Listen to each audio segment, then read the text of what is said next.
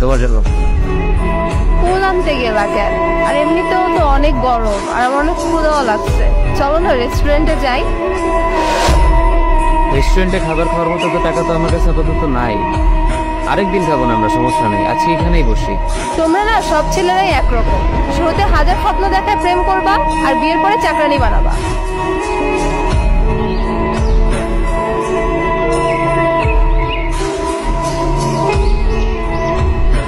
আচ্ছা তুই যখন কমপ্লেন, তুমি তাহলে এখন থেকে অফিসের কাজ করো, টাকা কামাও, আমি তোমার বাসার কাজগুলো করি। এখন তো কত কিছুই বলবা, কই আগে তো বলো না এইসব। তুমিও তো বলছিলা যে আমার সাথে থাকতে পারলেই তুমি খুশি, তখনও তো বলো নাই যে তোমার এই লাগবে সেই লাগবে, তুমি তো বলছিলে তোমার কিছুই লাগবে না। ও লাগবে না বসে তাই দিবা না?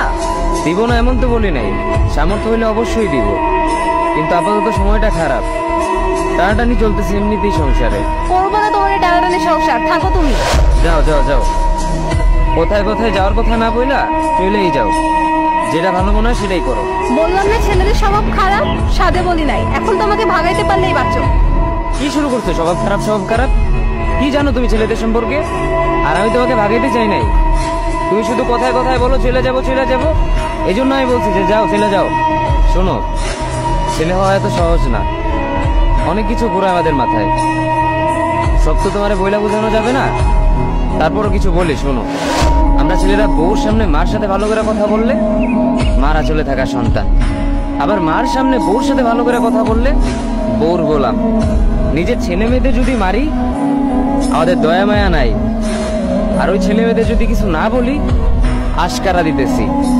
নিজের বউরে দিয়া যদি জব করাই সেই ক্ষেত্রে আমি বউর কামাই খাই, আর যদি বউরে দিয়া জব না করাই আমি সন্দেহ করি।